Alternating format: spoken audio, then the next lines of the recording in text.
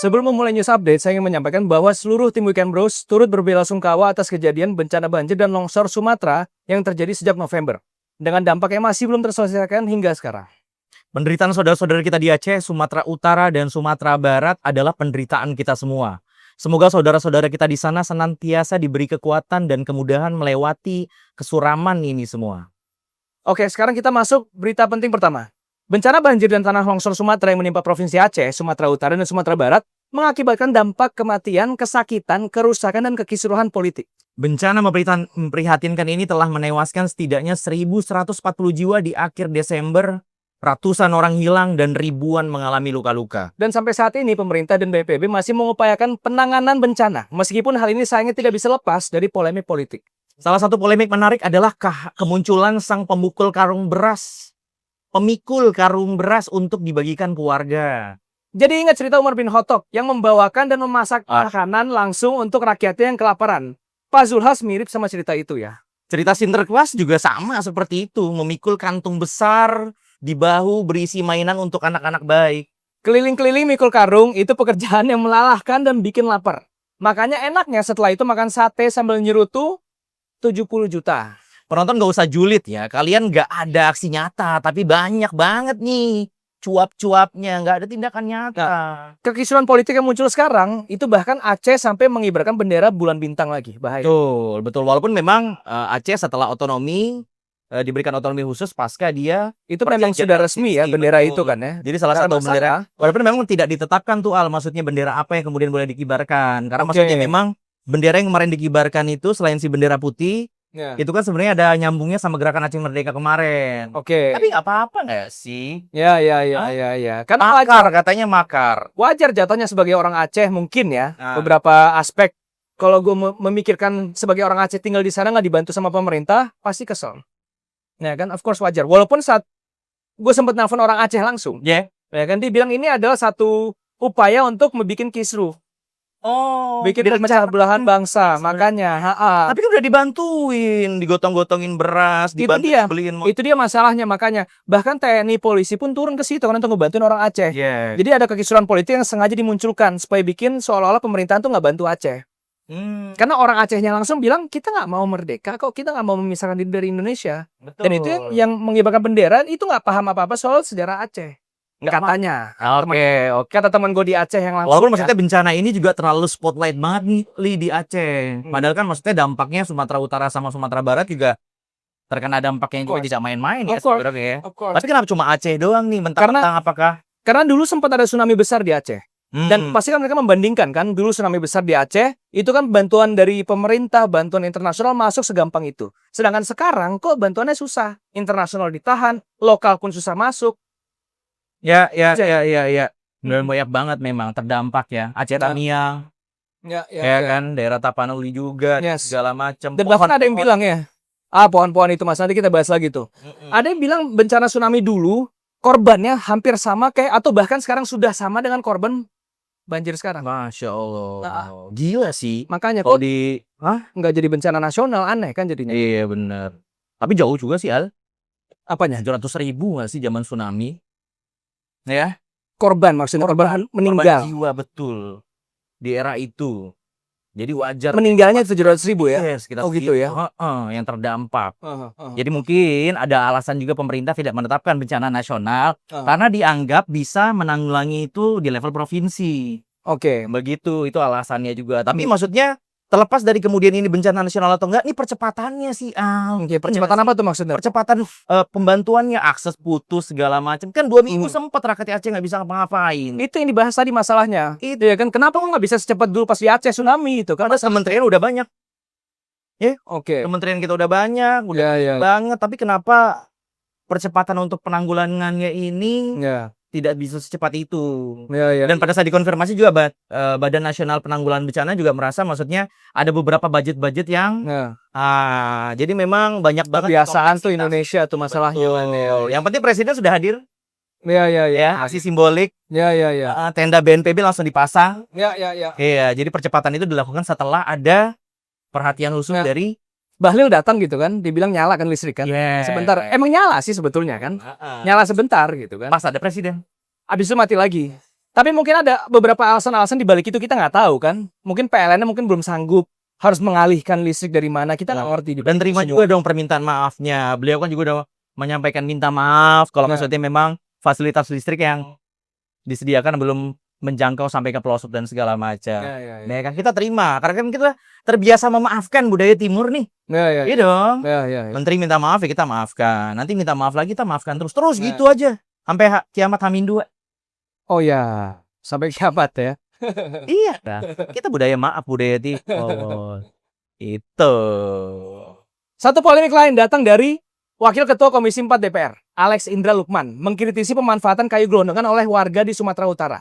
Alex merujuk pada undang-undang ketika menjelaskan bahwa pemerintah pusat dan daerah tetap berhak memanfaatkan sampah dengan nilai ekonomi selama menempuh mekanisme resmi. Sepertinya kayu gelondongan yang warga sempat lihat sebagai benda penyambung hidup, bagi beliau adalah komoditas berpotensi cuan.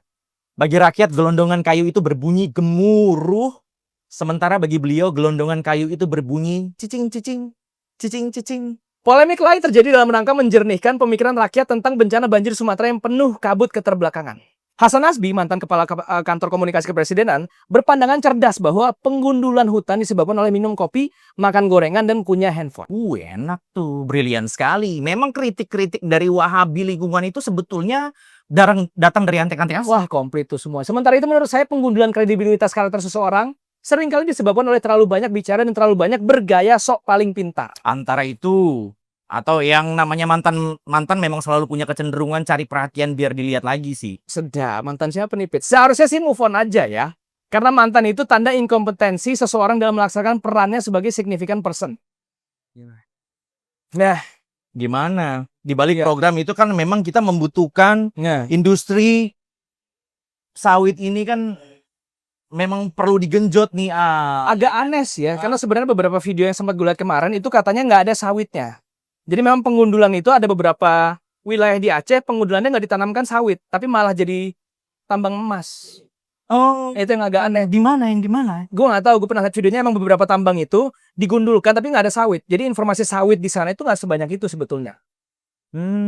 Iya. Atau mungkin juga kameramen dibayar? Ya, bisa jadi. Ya kan? Bisa jadi. Iya, terlepas dari itu semua, maksudnya memang perkara ada atau tidak ada segala macam, ya itu pro kontra lah ya. Tapi memang diakui secara data lahan sawit kita tuh termasuk besar. Bahkan salah satu eksportir yang karena lu sering makan gorengan, Pit. Lu sering ngopi, masih sering main HP. Itu masalahnya kan? Handphone, gorengan, sama kopi. Emang ada hubungan? Katanya Zulhas. Penjelasan itu. Makanya kan dia ngomong menteri kan? Kita percaya sama menteri dong harusnya, Pit. Iya kan? Hasan Nasbi menteri. Sebagai salah satu ininya kan? Salah satu. Iya kan? Isi ya. Iya. Punya kapabilitas untuk bicara soal gorengan dan HP. Betul, ya kan? Walaupun memang sih ada kan partikel-partikel kecil di sana yang memang atas sumbangsi dari si kelapa sawit ini sendiri. Apa tuh partikelnya contohnya? Gorengan itu kan jelas minyak. Ya. Terus yang di dalam HP kan mungkin ada part-part yang memang dihasilkan dari tambang, dari nikel atau apa macam gitu. Emang dia di sini tambangnya? Handphone, iPhone, Samsung. Gue nggak tahu sih ada handphone di Indonesia, nggak tahu ya. Mungkin belum dibikin atau apa ya. Iya, beli mentahnya. Kita kan hobi banget. Mentah ekspor gitu. Terus kita beli dari luar. Kita beli lagi kayak gitu. Berkenaan dengan polemik penetapan status bencana nasional, Abah Anies Baswedan memandang bencana banjir dan tanah longsor Sumatera sepatutnya ditetapkan sebagai bencana nasional. Pandangan tersebut mempertimbangkan skala kejadian bencana dan pengerahan sumber daya yang dibutuhkan untuk memulihkan keadaan pasca bencana. Akan tetapi, sampai saat ini Presiden Prabowo tetap tidak akan memasang status bencana nasional terhadap banjir dan tanah longsor Sumatera. Ini karena pemerintah sanggup dan kuat menangani bencana Sumatera sendiri tanpa perlu bantuan internasional yang bisa diinfiltrasi oleh antek-antek asing. Nah, penanganan pemerintah sudah maksimal. Dari mulai pengerahan personil TNI, Polri, BNPB, sampai dengan penyediaan APBN. Selesai menangani bencana ini, personil Polri bisa jadi pejabat sipil atas jasa-jasa mereka. Berbeda dari saat ini, di tahun 2015, Prabowo mengkritisi pemerintah Jokowi untuk menetapkan status bencana nasional terhadap asap kabut Karhutla. Itu wajar. Itu wajar aja sih. Maksudnya di tahun 2015 masih Prabowo. Kalau sekarang kan udah Posbowo. Beralih ke Tangerang Selatan. Tempat lu PT rumah ya. Sampah-sampah di Tangerang Selatan terbengkalai di pinggir jalan diduga akibat korupsi keanggaran pengangkatan dan pengelolaan sampah. Kasus ini melibatkan sejumlah oknum dinas lingkungan hidup Kota Tangerang Selatan dengan nilai taksiran korupsi sebesar 75,9 miliar rupiah. Bau nggak tuh, Pit, sampah-sampahnya? Bau sih selewatan gua, bau. Tapi maksudnya memang terhibur. Hah. Terselip juga dengan bau-bau wangi. Wangi apaan? Disemprotin kan? Oh, disemprot anti freshener gitu ya, oke. Yes, gitu. By fresh Yang atau penting apa? sudah ada upaya untuk menanggulangi baunya. Itu nggak solusi sih ya kan, cuma sebentar doang, habis itu langsung semprot lagi. Kan bau itu cuma berapa menit kan? Habis itu langsung bau lagi muncul. Ditutupin? Tetap aja bau. Kan orang tahu itu apaan kan, aneh juga sih sebenarnya. Atau mungkin maksudnya pemerintah menyediakan untuk para pengupul sampah untuk lebih kreatif lagi menampung ini sampahnya dikumpulkan, silakan cari di sana. Kita nggak tahu, ternyata mungkin akhirnya linear sama program korupsinya. Karena dikorupsi duitnya. Jadi mau gimana? Akhirnya cuma bisa beli buy fresh. 75 miliar yang harus punya truk-truk sampah bisa beli. Ya kan? Satu truk sampah paling berapa sih? Berapa ratus juta? 75 miliar truk sampah, gaji. Bisa beli tanah gitu kan untuk bisa ngumpulin sampahnya di situ, sementara bikin pengolahan segala macam, aneh jadinya kan. Nggak ada dananya ya. Kalau petugas sampah diajak sukarela, siapa yang mau ngangkat sampah? Lu mau mengangkat sampah gratis? Ya kan? Ini di luar negeri sampah man lah istilahnya kan, garbage man. Gila, itu gajinya lumayan tinggi loh. Wow. Bahkan lebih tinggi daripada orang-orang kerja di McDonald's segala macam, karena kan susah. Ini penting. Iya, nanti menjangkit banyak hal tuh, kesehatan, segala macam, bla bla. Dan bahkan sekarang banjir. Ada bensin dari hasil pengolahan plastik. Bisa. Pernah dengar tuh. Plastik itu bisa diolah menjadi bensin, dan bensinnya bisa digunakan ke mobil. Terbukti dan caranya mudah. Sebetulnya itu bisa diolah tuh plastik jadi bensin. Nikuba, Bobby Boss kemarin tuh gue baru lihat beritanya, mereka diterima di Timor Leste. weh gokil. Indonesia nggak diterima karena mereka pindah. Yes. Mereka pindah, disediakan lahan 25.000 hektar untuk mengolah tuh. Kenapa sih Indonesia nggak? Menteri coba tanya. Etanolnya soalnya nggak mau menyesuaikan. Kita kan mengkontrol sekali kualitas terbaik. Tapi kan emang bensin sekarang pakai etanol. Ada minimalnya kan. Iya. Berita berikutnya masih tentang korupsi. Dana sebesar 7,1 miliar rupiah dikorupsi untuk pencalonan DPRD dan pembelian 2 unit mobil. Gila, dana tersebut seharusnya bertujuan sebagai hibah atlet difabel Kabupaten Bekasi. Atlet difabel, lo bayangin. Atlet difabel berarti kan pakai kursi roda. Mungkin dia nggak bisa ngomong. Apa namanya kalau nggak bisa ngomong tuh? Tunawicara. Nggak apa-apa lah. Mungkin dengan akhirnya dananya diambil untuk kantong pribadi, tapi kan mereka tetap turun lapangan, ngebantu, gandeng, ya kan? Dikasih tunjuk, di ini translatornya diperbanyak segala macam. Kan kita nggak tahu di lapangan, yang ngerti nggak sih? Nggak apa-apa lah. Kan Pak Presiden pernah bilang, kalau korupsi tipis-tipis mah masih halal ya katanya ya. Dong, nggak apa-apa.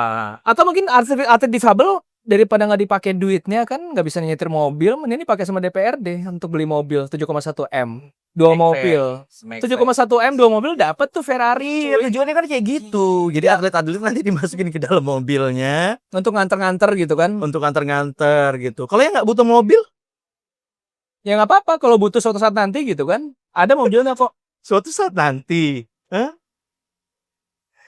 Iya.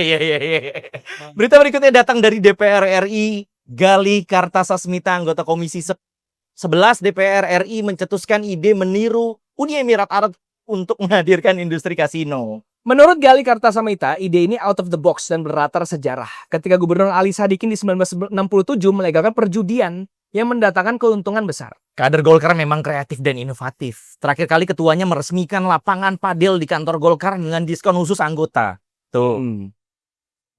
Harus jadi anggota dulu baru bisa ini padel ya. Baru bisa padel. Ya, ada diskon. Kalau nggak anggota nggak apa-apa, tapi menarik sih ya kan, menarik juga. Ini kayak ini ya, maksudnya kita masuk ke dalam acara. Buka rekening dong Mas, nanti ada diskon. Dapat bisa 50.000. Bisa. Konsep ini tetap dipakai. Di partai sekarang dipakai kan. Tuh, sudut pandang berbisnis nggak bisa lepas dong. Kita harus memaklumi juga kalau ketika ada kesempatan. Berarti emang bisnis sih partai ya. Iya kan? Sudut pandang bisnis tadi lo bilang kan, berarti bisnis partai dong ya, harus nyari-nyari diskon segala macem. Iya. Oke, jaga. Sementara itu, Sementara itu berita selanjutnya datang dari Sangihe. Wah, Sangihe. Wakil Bupati Sangihe, Helmut Hontong, meninggal di pesawat setelah menolak pembangunan tambang emas. Pada April yang lalu, Helmut melayangkan surat protes kepada Kementerian SDM karena konsesi yang diberikan oleh kementerian tersebut dianggap terlalu tinggi. 2024 ya? Gila Kenapa berita baru up sekarang sih? Meninggal sih, berarti kayak ini ya, kayak dulu siapa? Cak Munir. Cak Munir. Yeah, Tapi Cak Munir lebih beda sih, bukan soal tambang kan soalnya itu kan. Soal apa? Hak asasi manusia kan dia kan. Ya kan, kebebasan bersuara gitu kan, kebebasan di saat momen itu kan lagi polemiknya aneh gitu kan. Presiden siapa sih itu? Soeharto ya waktu itu kan. Sebagai pahlawan kan. Iya kan? Kok ketawa aja? Kenapa emang kok ketawa? Soeharto pahlawan kita loh, Soeharto ini loh. Iya kan? Tahun 94. Terus siapa? Waktu itu baru menjabat Bapak Susilo Bambang Yudhoyono sebagai presiden kita. Meninggal di tahun 94 nih. Enggak, maksudnya kejadian awalnya itu kan. Ya, iya kan. Protes-protesnya dilakukan. Kejadian awal itu di era Soeharto berarti kan ya. Dan mulai dimasalahkan setelah era itu berarti kan. Tapi kejadian awalnya Soeharto berarti ya. Orang ingat Munir berarti Soeharto ya nggak sih? Betul, ya, kan? betul. Ada keterhubungan nih, walaupun memang sempat dibentuk tuh gugus tugas yang untuk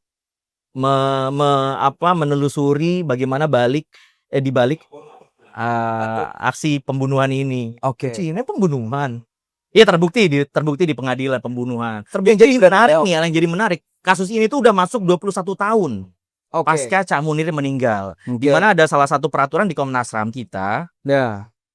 Kasus yang di atas 20 tahun itu akan dihilangkan. Berarti itu lewat 21 tahun kan? 21 tahun, iya betul. Dihilangkan berarti sekarang. Ada pergejolakan. Waktu itu memang Komnas HAM sempat meminta waktu untuk kemudian mengkaji kembali kasus ini. Apakah layak dipanjangkan begitu ya statusnya untuk diusut dan segala macamnya. Kita tunggu aja. Semoga keadilan tetap berjaya, tetap hadir untuk kasus Cak Munir.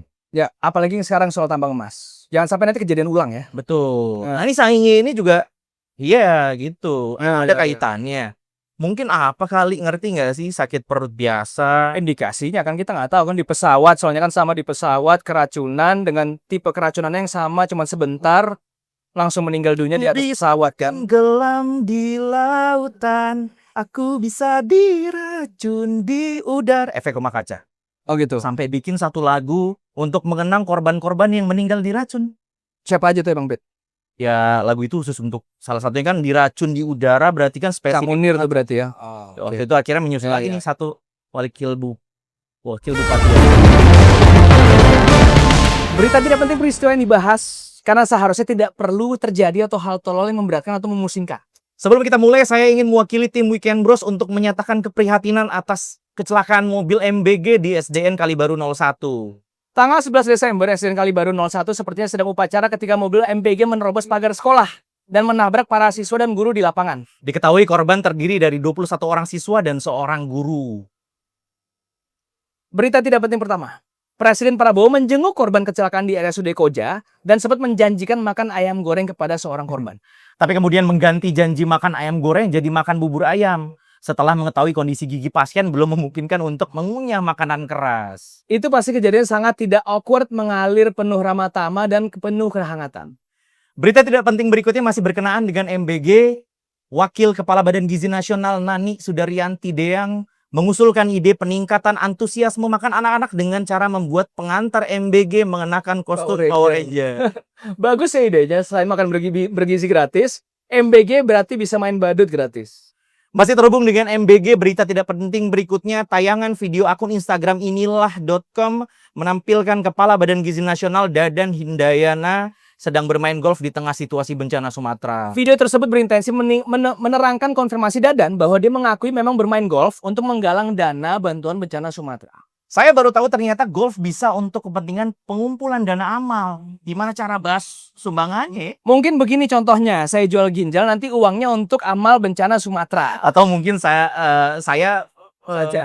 atau mungkin saja video main golf ini nanti jadi tayangan kitabisa.com. Kreatif banget. Jadi golf untuk penggalangan dana. Betul, dan kegiatan-kegiatan main padel, main golf ini kan tetap erat sama. Emang dia nggak ada dana berarti ya?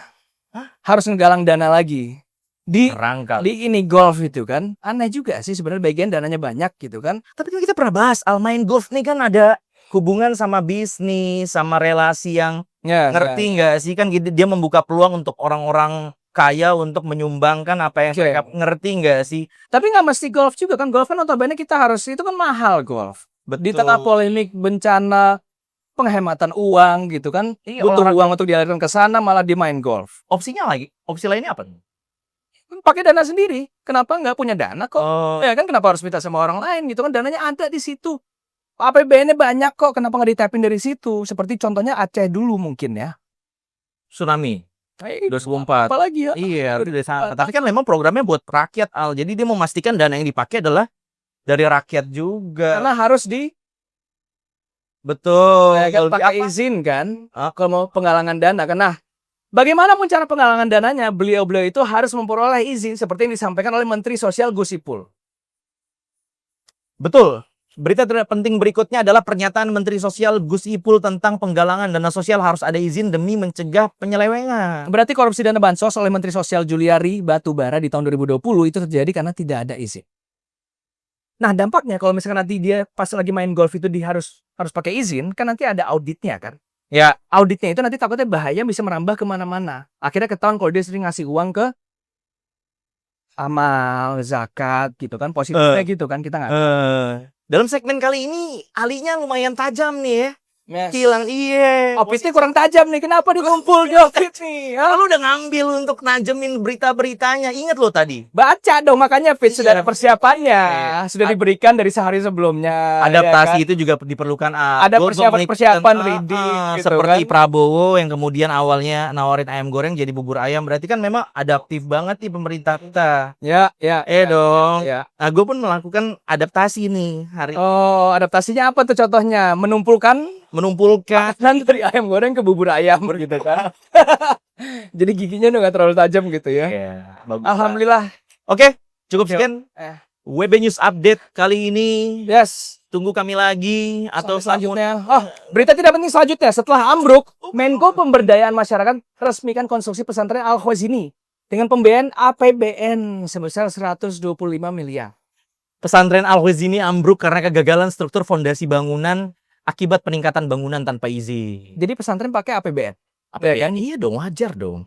Ya gue bikin pesantren lah kalau gitu lah. Pakai share dia sama Inot 125 miliar. Gimana tuh belakangnya? Iya kan? Jadi tuh satu kota ya kan. Pesantren semua Masya Allah. Bener nggak? Makan gratis gitu kan. Kita membangun pesantren untuk mendapat APBN. Pesantren terus kemarin kebakaran PT Teradron itu juga aneh tuh. Wah. Gue dapat salah satu insight menarik dari teman gue yang memang kan gue salah satu lini bisnis drone kan. Ya. Dia punya insight menarik soal PT Tera ini. Indikasinya memang ada kesengajaan pembakaran. Kenapa? Karena mau ada penghilangan bukti mappingan sawit. Oke. Serius. Wow. Ini menarik banget ya. Karena klaimnya lumayan bahaya ya. Karena kalau mappingan sawit ketahuan daerahnya di mana, PT-nya siapa yang punya segala macam, akhirnya kebongkar semua jadinya. Betul. Karena PT Teradron selain dia memberikan salah satu jasa untuk penyiraman drone di lahan sawit, dia juga mapping. Jadi sebelum ditanamkan sawit itu harus ada mappingnya, Pit. Wilayahnya kayak ketinggian berapa, nih kira-kira nanti garisan untuk penanaman sawitnya seperti apa, harus pakai drone juga. Dan PT Tera salah satu paling besar. Dan indikasinya kuat bahwasannya memang itu sengaja dibakar. Yes, untuk penghilangan data plus sebagai salah satu kambing hitam, direkturnya masuk penjara sekarang. Ya ampun, walaupun maksudnya ini menarik juga nih untuk kita telusuri apakah ada hubungannya si Teradron dengan beberapa kejadian-kejadian terkait isu lingkungan. Ya. Masih tentang pejabat negara, berita tidak penting selanjutnya, Gubernur Lampung Rahmat Mirzani menyebut kerusakan hutan justru akibat masyarakat menebang pohon sembarangan, bukan karena aktivitas perusahaan. Saya tidak tahu lagi harus merasa seperti apa karena beliau benar sekali bahwa ini semua salah masyarakat. Iya sih. Karena masyarakat itu kan berarti seluruh rakyat Indonesia. Itu dia. Di dalamnya berarti ada perusahaan-perusahaan yang ingin membangun lahan sawit. Emang masyarakat jatuhnya kan? Iya, kita nggak bisa serta-merta menyalahkan pemerintah dong. Jelas pasti ada sumbangsi dari pemerintah. Dari masyarakat. Karena pemerintah pun termasuk masyarakat dong ya. Betul. Di luar kerjaannya dia pemerintah, masyarakat juga jadinya kan. Tambangnya kan ada di areal-areal masyarakat. Dan yang kerja di tambang pun masyarakat kan. Ya berarti salah masyarakat semuanya mau nggak mau. Ya, tapi di satu sisi program-program ini juga akhirnya buat masyarakat juga dong Al ya. Nggak tahu ya apakah mereka merasakan gitu kan masyarakat sekitarnya. Ya. Berita tersebut menjadi akhir dari WB update kali ini. Terima kasih banyak semua guys. Semoga kedepannya Opit semakin tajam seperti ayam goreng. Semoga Ali menumpul seperti biasanya.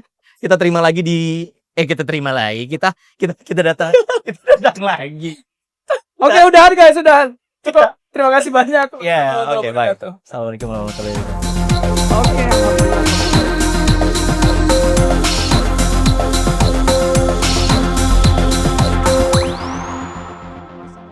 Panik aja, tenang aja, Pin. Panas banget, panas banget.